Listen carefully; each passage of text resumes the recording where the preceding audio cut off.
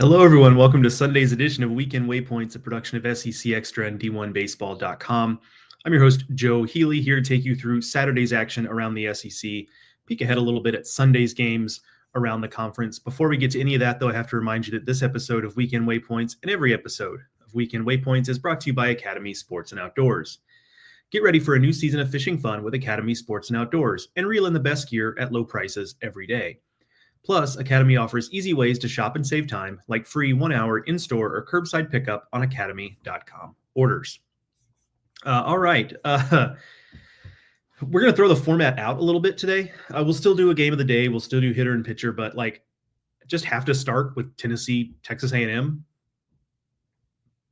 I don't know, man. I don't know. I kind of facetiously said on Friday's episode, what if, just the challenge of facing Tennessee, and the number one team in the country, and all that wakes A&M up, and then kind of laughed about it.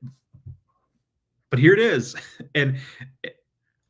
But then even within the context of, so if you'd have told me at the beginning of the weekend, hey, A&M wins this series, I wouldn't have believed you, but I would have been like, okay, like that, it's baseball, right? But then within the context of, oh yeah, they're going to get no hit in game one, and then they're going to win the series. That part makes it just even that much more unbelievable. So I really got nothing on exactly what we're looking at here, other than from a Tennessee standpoint, I don't really worry about it all that much. Doubleheaders are weird. Doubleheaders are, it's just hard when things start snowballing on you in a doubleheader. It's hard to course correct. You don't really have any time to reset or whatever. So that's tough. I think that's a factor here. But I'm generally not too worried about Tennessee. I didn't think they were going to get through SEC play without losing a series. I just think the league is too tough. Now, didn't expect it to be this one, but I didn't expect them to go unblemished. I thought they'd have a weekend where they were kind of flat, and maybe this is just that. But I will say from an A&M standpoint, I mean, if they can win this series, even though it was, just a doubleheader sweep and those get wonky, if they can win that series, they can win any series in the conference. And so I do think for A&M, you maybe look at this as the chance for a spark, and it's probably their last chance for a spark, right? If the hole had gotten any deeper, we'd have been, I mean, most of us had already written them off, myself included. And certainly with the series lost this weekend, they would have been even more written off, right? If that's possible. So that they're at a rope still, but perhaps this is the spark. They pitched well again, and that's not a huge surprise given that that's their bread and butter and has been all season. But man, they swung the bats well. They scored, quick math, 26 runs in 2 games yesterday, and hit 7 home runs and just ambushed Tennessee, frankly. So I don't know what to make of it. And I wrote last night, I have a piece up on the site, 12 takeaways from Saturday's SEC action that you can check out. And my number one item was anybody who says they saw this coming is frankly a liar. Because I don't know. If you'd have told me at the end of the week and A&M gets a game, I would have been maybe a little surprised, but I would have been like, okay, it's baseball and A&M's plenty talented. Nobody has made the argument of this team just isn't very talented. So that would have been fine. But if anybody who says that, yeah, A&M's going to win this series, and oh, by the way, they're going to bludgeon Tennessee's pitching all day Saturday, I would not have had that. They had the lowest batting average in the conference and conference play going into this weekend. We know about the struggles they've had offensively, and yet, what a sad. That's why we love this sport, right? I mean, that's part of it. I mean, as a Tennessee fan, I know yesterday was not fun, but for neutral observers, the rest of us, this is why we love the sport, and especially in this conference where there's there are very few gimme games, right? So you just can't expect to show up to the ballpark and win just because. And we got another proof of that on Saturday. So I just wanted to start with that game, that series of games, just because it obviously was the biggest story in the SEC yesterday. I see a whole bunch of comments in there. I will get to them. Let me get to the game of the day, though, real quick. We'll set the table with that. Then we'll get to the comments. The game of the day is from the series that I jokingly in my takeaways, although I'm not sure how much I'm actually joking about this, a series that I thought was arguably the tightest series in the history of baseball. Ole Miss and Kentucky. Every game was on a knife's edge here. 2 extra inning games, and then the middle game of the series, which was the second game of a doubleheader on Friday, was 1-1 going to the 9th inning before Campbell Smithwick hit a 2-run homer to give Ole Miss a 3-1 margin. This one was just airtight again. Lots of good stuff in it too, like lots of compelling stuff, a lot of scoring early and then zeros, and they trade blows in the 11th and 12th.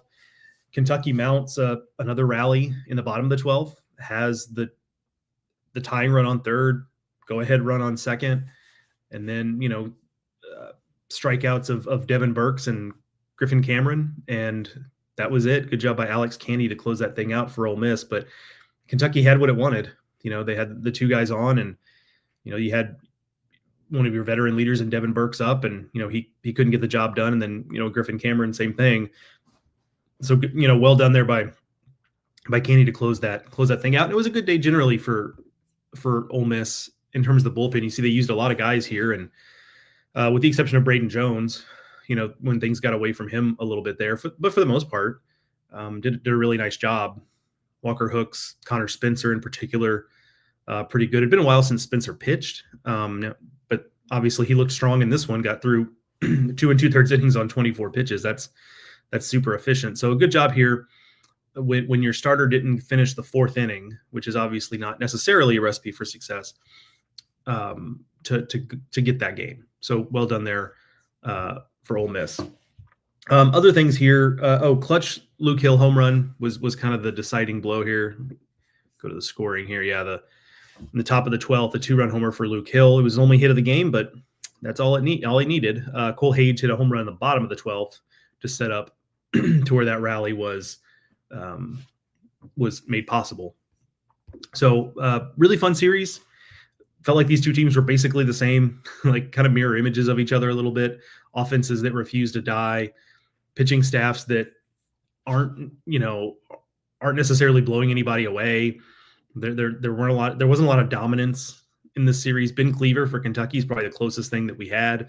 Struck out 11 in 6 innings in his start yesterday, but pitching staffs that are getting it done for the most part. So fun series, super close. Ole Miss wins another series. That's 3 in a row for them. They're now 8-4 in the league. They're right on track to be a host team come the end of the season. So looks like a nice bounce back year for Ole Miss. We'll obviously have to see what happens second half of SEC play. But don't look now, but their schedule's pretty manageable is Ole Miss. So we'll have to let's see how it plays out, obviously. All right, let me get to some comments here. We've got a ton waiting. Thank you for your patience. All right, I'm going to go all the way back to the beginning here. Somehow I knew Sean Miller was going to be the first person I heard from today. Sean Miller says, well, certainly didn't expect that. Yeah, I'm with you. He's referring to A&M Tennessee that we talked about. Yep. Inside LSU Baseball, Jason Armstrong says, hey, Joe, is Tennessee a regional team? Yeah, I think so, Jason. I think they're still gonna figure it out. Oh, this is a good. Sean Miller says Tennessee with 17 home runs. Also, that's allowed. And yeah, so just not a pitching staff that's used to getting blitzed like that. It was shocking in so many ways. Carl Dunn, great weekend by LSU. Pitching was excellent using 5 pitchers, which is rare. And then, Tennessee, what happened? What a great question there at the end. But yeah, LSU, like awesome weekend there on the mound. Only had to use 5 pitchers, the 3 starters plus Kason Evans and Zach Cowan. Zach Cowan was, to me is as pleasant a surprise as really any pitcher in the SEC. I thought he'd have a role to play, but I didn't see him necessarily being a lockdown relief guy, long relief guy. That wasn't necessarily what I saw. I thought maybe midweek starter just because he has starter experience. He's, been on a regional team, at Wofford. So I thought midweek starter maybe, or maybe just kind of like a bulk innings guy, like when you're up 7 and you need somebody to go through 4 innings, like you throw them, but this is a high leverage guy. So really impressive stuff there for LSU. Tough weekend offensively for Oklahoma. I wrote in my takeaways piece that I referenced that you can read on the site now of this just might be, the biggest concern for Oklahoma was the offense coming into the season. And for a while, it looked like the offense was overachieving. And I was a little more optimistic about them, but now going into yesterday's game, they were 15th in the conference in league play and hitting. They were second in strikeouts, second most strikeouts behind only Ole Miss. So, that's obviously not great. They're going to have to swing the bats better moving forward. We'll see. I mean, they've got Vanderbilt this coming weekend, which is, not quite as good a pitching staff as LSU, but still pretty good. So on paper, they've got another tough one this coming weekend, but they do have series coming up this season with teams I think they'll be able to score runs off of. So I don't think it's a panic button situation for Oklahoma, but it is something to monitor, that perhaps this team is kind of who we thought they were in terms of the way they're constructed. But perhaps the record has been a little bit better. Their success has been a little bit better in some cases than we thought it would be. So great weekend for LSU. I think that's kind of the long and the short of it. Not sure anybody would have had a whole lot of offensive success. I guess maybe A&M would have. A&M may have hit 20 home runs yesterday and scored 30 runs or something. But I don't know that anybody really would have had a ton of success given how well LSU pitched. All right. Sean asks, possible that Caden Sorrell really means that much to the Aggie lineup. Seems too big to be true. Yeah, I don't think it's just Caden Sorrell. I mean, certainly that happens, or that's part of it. He had a big game yesterday, or 2 games yesterday. He was good in both games. So I think it's part of it.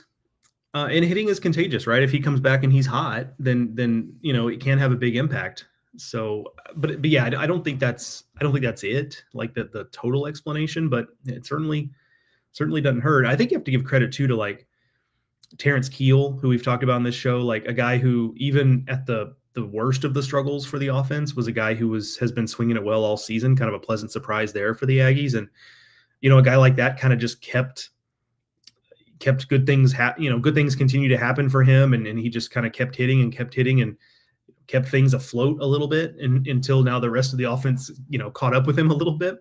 We'll see if it's sustainable, but having Sorrell back, having some new faces be impact guys, that's part of the formula of being a good offense. And we'll see if A&M can be a good offense over the final 6 weeks of SEC play. Mark says A&M will finish 21-9 in the SEC and be the number 1 national seed. Now that would be a heck of a story if A&M just runs through the rest of its SEC games and goes 21-9. That would be quite something. They probably very well might be the number 1 national seed if they end up pulling that off. Jeremy Scott says, Roll Tide, no matter the sport, they always have a hard time winning in Auburn. Yeah, Auburn wins that series. They split a doubleheader yesterday. Good bounce back because Alabama got the first game of that doubleheader, so it's always tough to respond right after that first game, and Auburn did so. Really good offensive performance all around. Thought it was just a good team win, and Alabama made some plays. Justin LeBron did some Justin LeBron things, and Auburn withstood it and ended up winning. Just goes to show that kind of in that middle portion of the SEC, every weekend is kind of a toss-up. We got the elite teams, then we got some teams at the bottom that are just kind of stuck at the bottom. But everybody in between, it's like you just flip a coin and, you give a little bit of an edge to the home team. And I think that's what we saw was, just the home team taking advantage of home field advantage, playing well, winning the series. Carl Dunn says LSU started off 3-12 last season, so this might be a kickoff for A&M and has a chance to sweep South Carolina next week. Yeah, that's the thing is A&M's got South Carolina next week. So this could very well continue. South Carolina's struggling and certainly doesn't have the pitching Tennessee has. And doesn't have, the offense that Tennessee has, or even, there are a number of teams that are better than them in terms of those two things. And so stumbled over my words there, but the point being that South Carolina is a team that you would assume that if this is a better version of Texas A&M we're seeing. Obviously, it was yesterday. That's a team that they could sweep. Now they could also revert back to what they were, the shoulder shrug. But yeah, Carl, you make a good point in terms of if they want to keep this going, they have a pretty good draw next week to keep it going a little bit. We'll see. Will Stafford says LSU defeats Pico, Con, and Kai Witherspoon in back-to-back weeks and gives up 0 earned runs at OU as a staff. Discuss. Yeah, that was when I was discussing them earlier, that's actually a point I forgot to make, is that they allowed 4 runs. It wasn't just they pitched really well. They allowed 4 runs all weekend. None of them were earned. Like I saw a stat somewhere the last time that's happened, and I should have jotted it down, but it had been a while. Let's call it that. Really impressive for LSU's pitching. Ryan Turdy says Florida. Yikes. Yeah, I mean, just another tough day at the ballpark for Florida. They've lost the first 2 games of that Vanderbilt series. They lose this one, I believe, 3-2. 2 runs in 2 games for them. They lost 6-0 in the opener. Vanderbilt went and got that game. They brought in Connor Fennell to close that thing out in the 9th. He very well could have started game 3. Maybe he was the presumed starter in game 3, but they went and wanted to win that series and clinch it. And so to protect a 1-run lead, they went 1-run lead. They went to Connor Fennell, and it worked out. So I thought that was a savvy move there. Obviously, today will be a little more of a up in the air day for Vanderbilt on the mound. We'll see what they decide to do. But yeah, Florida still on the mat. Florida did not have a bounce back weekend, a la Texas A&M. We'll see if that's still coming, but the hole is even deeper than it was going into the weekend. Joey says Texas A&M turning a no-hitter into 11 home runs in 2 games is capital letters suspicious. Yeah, it's weird. That's for sure. I'm not, to be clear, and I don't know, Joey, I assume is being a little bit facetious here, but to be clear, I'm not suggesting anything suspicious, but it goes to show that's baseball, like part of it's Liam Doyle wasn't pitching yesterday. So that's part. I mean, Marcus Phillips, obviously, and the freshmen for Tennessee are very good, but they're not Liam Doyle. So in terms of his ability to dominate a game. But yeah, weird stuff. Sean Miller says, Florida has basketball, so they can't have baseball. It's a good point. Florida, the national title game against the Houston Cougars. What a game. That second game, Houston and Duke. I kind of had written Houston off. They were down, I don't know, something like 8 or 10 with, just 2 or 3 minutes left to go. And heck of a comeback. Fun couple of Final Four games yesterday. Josh Woolley says Mizzou feels like a midweek opponent, not trying to be mean. Hope that program gets some support and hopefully not jinxing the Hogs for today. Yeah, another thing I wrote about in the takeaways is that Mizzou's in a bad place. And I know we kind of know that in a lot of ways, right? Like no one was predicting them to be a postseason team. Honestly, no one really predicts them to be competitive week to week in the SEC, but I didn't expect them to be like struggle this much. Like they're now 0-10 in SEC play, and only 1 loss has been by fewer than 3 runs. That was against LSU opening week of SEC play. They lost to the games, I believe it was 7-6. Every other loss has been 3 or more runs in the SEC. So like no close games. And the pitching is very hurt, but also just hasn't been, even guys they expected to be pretty good have not been good. And yeah, they just can't find guys to get consistent outs. Honestly, you're not going to get any sympathy in this league because it's the toughest baseball league in college athletics. And so you're not going to get any sympathy for it, but man, it's tough to watch. It really is. I do feel for those guys because that can't be a fun existence. Glenn Barris asks, LSU lost to top 10 Texas on the road and dropped 5 spots, number 7 in the rankings. Tennessee lost unranked A&M at home. How far will they drop? I don't say this just to push it off. I don't know. Like we have to talk about it as a group. It's not just up to me. But I do remember when LSU dropped a bunch that last time.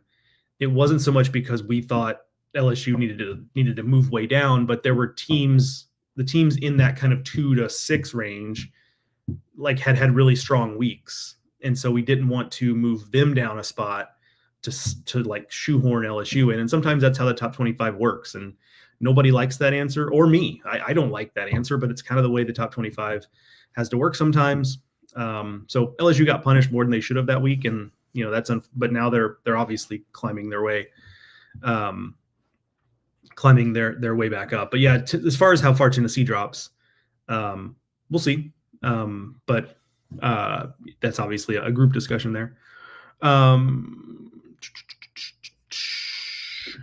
Brant Robbins says, if LSU pitching looks like this past weekend going forward, that batting lineup going to be hard to stop. Agreed. The lineup had a really strong game in the middle game of that series, 10 runs. The other 2 games less so, but Oklahoma's a good pitching staff, so it's a tough deal, especially on the road. It was cold there. It's cold in Norman, so it wasn't the greatest hitting environment. So, but I agree with you, Brant, just generally. Let's see. Was it LSU pitching? Joe Absher edited his comment there. Was it LSU pitching or OU hitting? Both. I mean, that sounds like a cop-out answer, but I think it really is both. I think LSU's got an elite pitching staff. I also think Oklahoma's going to have weekends like this against really good pitching staffs. I think that's just the reality. So if you made me pick, I'm leaning more LSU pitching this weekend. I just think they were above and beyond expectations even for them. So if you made me pick, I'd go that way, but the answer is both here. LSU trusts 4 pitchers, says Mark Cowan, Evans, Ianson, and Anderson. I think those are the 4 they trust the most. And then they'll get Gavin Guidry back at some point next weekend, perhaps. And that would be somebody they trust from the jump, given his experience. But I would also say that sounds like a negative. But I think if we really did a strong accounting of the SEC and went team by team, which we just don't have time to do, but if we went team by team and talked about, hey, which pitchers does this team trust or that team trust,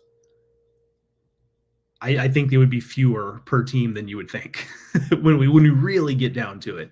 So this just kind of happens where, the circle of trust, if you will, once we get into SEC play in particular, gets smaller and smaller and smaller as time goes on. It's one of the reasons why even teams with great pitching staffs, we look up in a regional or what have you, and we say, man, they really only trust a handful of guys. And that's kind of true. Like, it's hard to use 10 pitchers throughout the SEC play because you don't trust all those guys. So it's one of the reasons I'm always a little bit skeptical of teams where you go, wow, look at this pitching depth. Like, pitching depth is great. Like, you need it for midweek games, you need it for Sundays. I'm not saying there's no value. But when I'm looking at who can really be elite in college baseball and the SEC in particular, I care more about who are your dudes on the mound? How good are your high-end guys? How good's your Friday guy? How good's your stopper? How good, your Saturday guy? More so than, hey, we've got a bunch of nice arms in slots 6 through 10 here. That has value. But in this league, it does feel like who the guys who are in your circle of trust, how good are those guys? That's kind of more what I'm looking at. Mark says Tony Vitello calling pitches for Frank Anderson next week after the A&M weekend. That would be funny. Tony, after one weekend, Tony's like, you know what, Frank, I got this. TB says if A&M could completely turn this around and somehow win it all, it would make an amazing 30 for 30. Not expecting it, but it would be a great storyline. I mean, it'd be something. Like, again, it would be probably among the deepest holes in SEC play that we'd seen a team dig out of. Daniel Hortoin says SEC baseball is bonkers. Here. That's why we love it. Scrolling. Josh, I see your question. Do you think Texas jumps Arkansas in the rankings? That might be a discussion. I would doubt it. But again, I'm just one voice among a group of people who do top 25. So I think it'll be a discussion, but I doubt it, I guess is what I would say. Jim Dillingham says Oklahoma needs a few mashers along with an updated stadium to go along with their rotation. It's a shame to waste good starting pitching because of lack of offense. Yeah, I would agree, Jim. Like, it's tough when you lose starts that Kyson pitches in, and you lose games that Kyson starts and pitches well, is what I'm trying to say. So yeah, that's always disappointing. I think Mississippi State can relate when they lose Pico Khan starts, right? Where it's like, hey, this is our guy and he's pitching well. We need to win these games. We can't keep dropping games where our guy pitches well. So I understand the frustration there. And yeah, I think you're right. I mean, the updated stadium stuff is coming. That'll be good. But some more physicality in the lineup, I think, is probably necessary. We've talked about it a lot with Vanderbilt. Vanderbilt's got some really nice hitters, good athletes, guys who put the bat on the ball, but they've been missing some thump. Arkansas, until this year, last 2 years, missing a little bit of thump. I think that's kind of where Oklahoma's at. And I know that the way they run their offense is based on action and athleticism, and that can definitely work. Look at Kentucky the past couple of years. But having someone you can kind of build a lineup around as a guy who can maybe hit 12 to 15 home runs, 20 in a good year.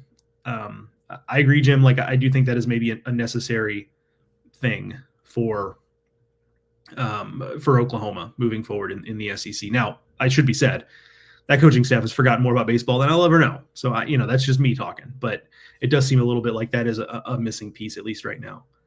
I do like this comment. It says Kip Booknight is not walking through that door for South Carolina. Yeah, unless he's broadcasting a game. I believe Kip Booknight occasionally does ESPN, like the SEC Network Plus games. But yes, he is certainly, from a pitching standpoint, the equivalent of Kip Booknight or Kip Booknight himself not walking through that door. Let's see. Scrolling through. Oh, wow. Mark says, not for nothing, but Joe's shirt is cool. Thank you. My goodness. I think it's, I usually wear, I often wear like loud shirts. This is one of my broadcasting shirts. I'm doing some games for ESPN Plus this weekend. So I have to wear like I can't wear a shirt with like a cactus print on it on TV. I guess I could, but like I'm trying to be professional. So we're going with just a simple button up here.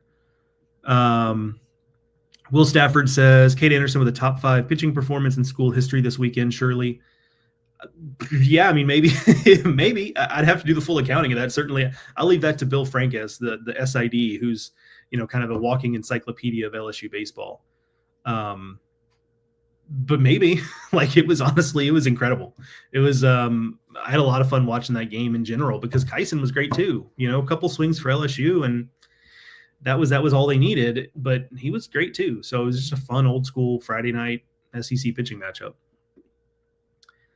All right. Brant says LSU should be back in the top 5 after sweeping top 10 on the road. That, yeah, very well maybe. We'll have to see how things shake out. But yeah, I mean, they're certainly, in terms of team quality, they're a top 5 team. It's just a matter of, can we get them in there? And we very well can. But again, I'll defer top 25 questions to the group, and we'll all find out together in the morning. So, all right. A lot of great comments there. Some I couldn't get to. They were either redundant or what have you. So my apologies if I skipped you there a little bit. Let's wrap up real quick because we're already at 28 minutes and Joe's got to get to the ballpark to call a game today.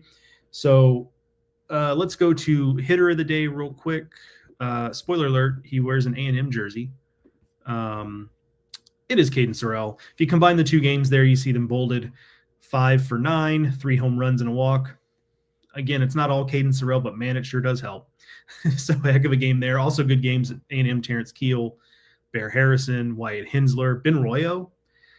I frankly thought Ben Royo would be someone we wouldn't really see this season.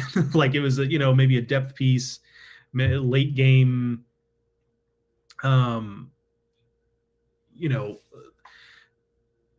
late game defensive replacement. Sorry, I was distracted by Sean again talking about I'm gonna have to turn off the comments so I can get through this segment. Sean making jokes about my LinkedIn profile picture. That's a callback from last week. But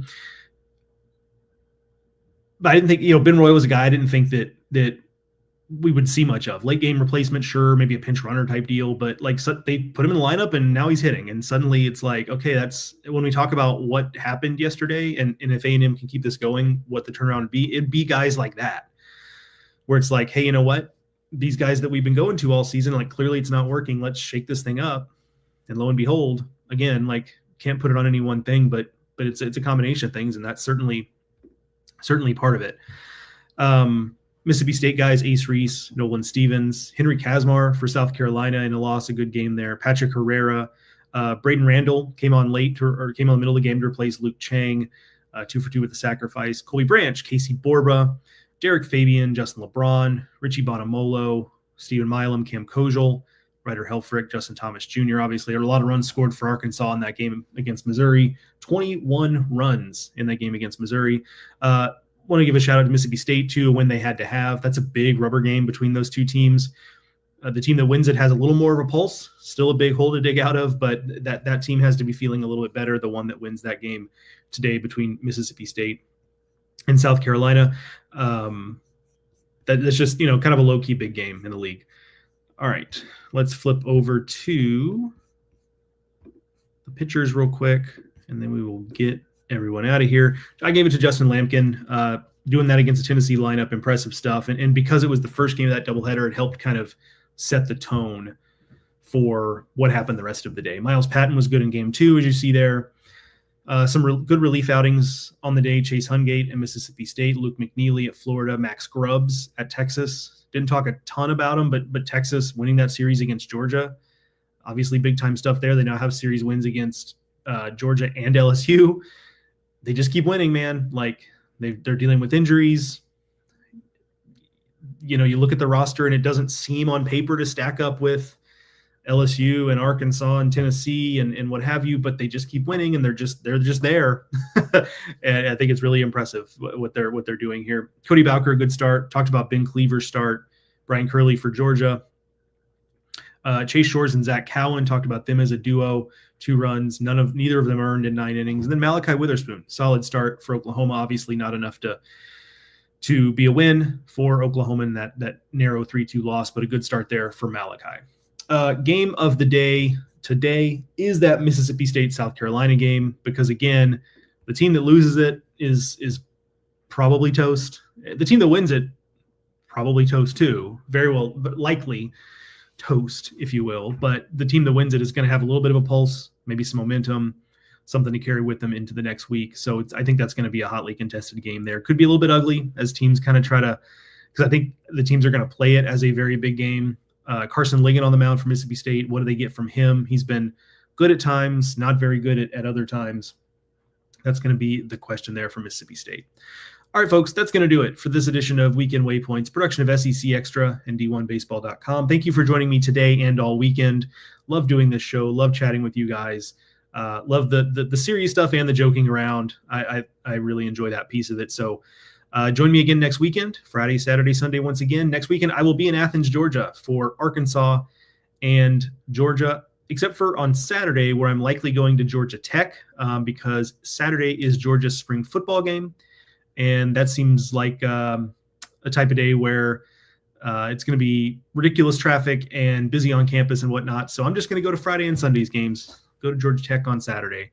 But I'm looking forward to being in Athens. First time back this season.